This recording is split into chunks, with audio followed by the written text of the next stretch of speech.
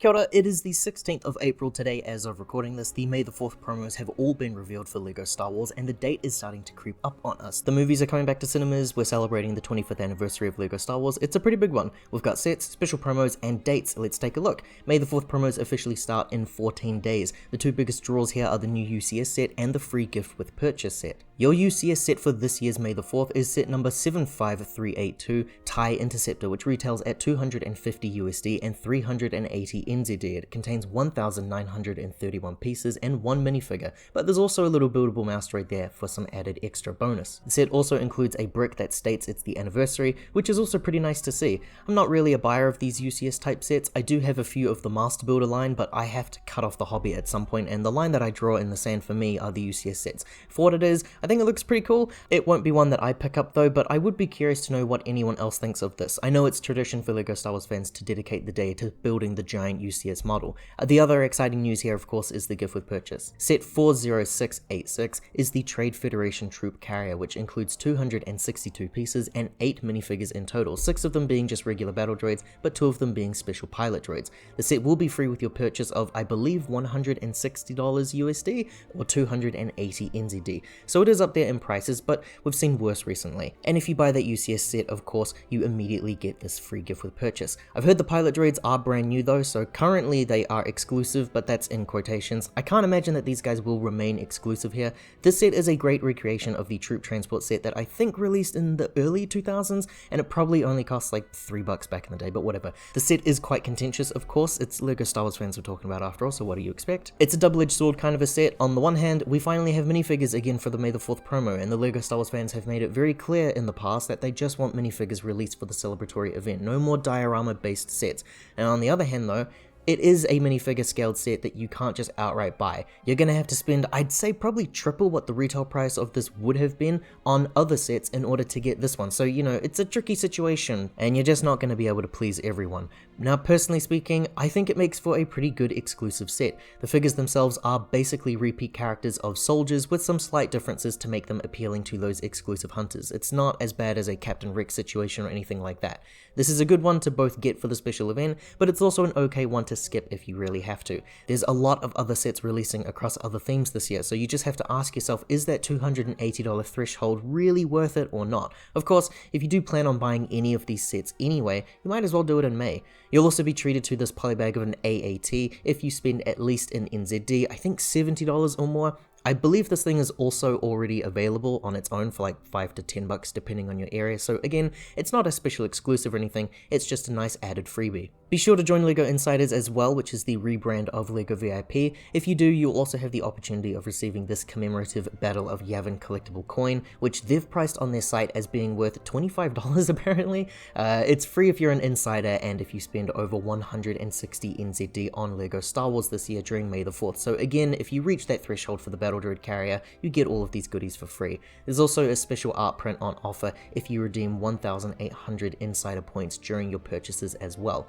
So I think that covers all of the freebies and such. As for the release calendar, here is what we have releasing on May the 1st to get you over that threshold. Set 40675 Commander Cody Brickheadz, he's $10 USD, so I think $20 is the NZ price on these. He looks great, and it makes for a really nice addition to the cart to push you over that limit. Revenge of the Sith Brickheadz, he even has a little hologram piece, although it's just a small studded piece, it's not the actual minifig scale part. I do really wish he included that, because Brickheadz do include the accurate minifig scaled accessories occasionally, like the lightsabers, but this still looks good regardless. I wouldn't plan on getting this myself personally, but I would get him if I needed to reach that threshold. Set 75378 BARC Speeder Escape, 221 pieces, 4 minifigures in total, and it retails for 30 USD or 45 NZD.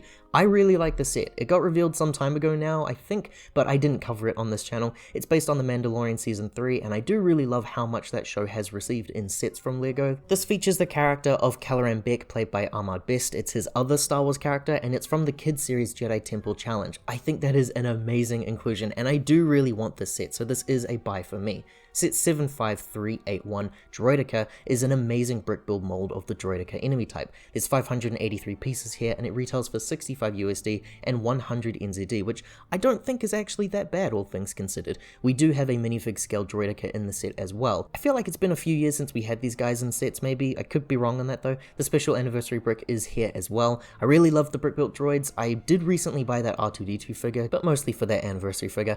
I was basically all about these when they first started releasing, I think around 2017 or something, because I got the BB-8 set, but I have missed out on quite a few of them over the years now, and for that reason I probably won't be picking up this one, but I do think it is really appealing and it makes for a really cool display piece. Set 75383 Sith Infiltrator I've actually already covered on this channel before. You can click right here to see my full thoughts if you want to.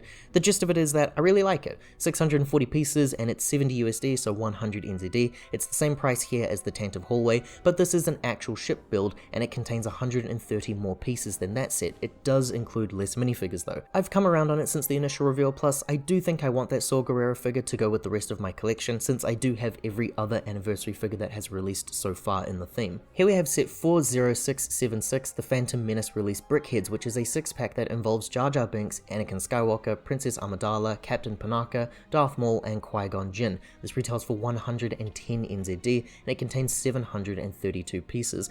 This is a good looking pack honestly. Brickheadz are a line that I don't seek out personally, but I'm also not against them or anything. I have such a fondness for Phantom Menace, so this does feel like it's targeted to me specifically, and I really like a lot of what I see here. Honestly, it's just kind of the price of spending more than $100 on a set of Brickheadz that just kind of gets in the way for me. I want minifigures. I do really like this though, and if you buy this, you're pretty much halfway there to getting that droid promo. Then finally we have 75380 Mos Espa Podrace, which contains 718 pieces and it retails for 80 USD and 130 NZD.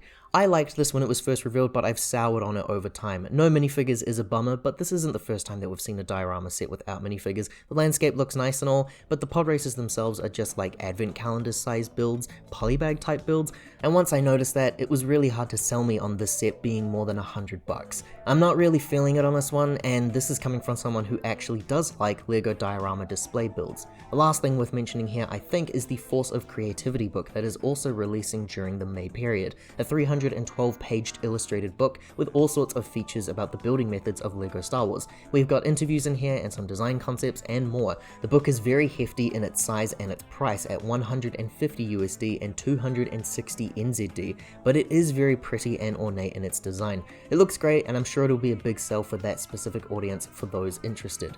That about covers everything of May the 4th, I think. It's looking pretty nice this year with sets that I think target a wide range of people, but for me personally, I don't think I'm quite sold on it this year. The only set that I'm really wanting is the BARC Speeder mostly. The Sith Infiltrator I think I have to get just for completionist sakes, which means that my current total is 145 NZD. There's plenty of other sets that I have missed over the past releases though, like I'm actually interested in that Yavin set. It leads me to mentioning that LEGO have said to keep your eyes on their page. Special deals are sure to be happening during the May period, so if you've missed any of the sets over the past year like I have, now may be a very good time to grab them for cheaper prices as well as getting yourself a nice promo.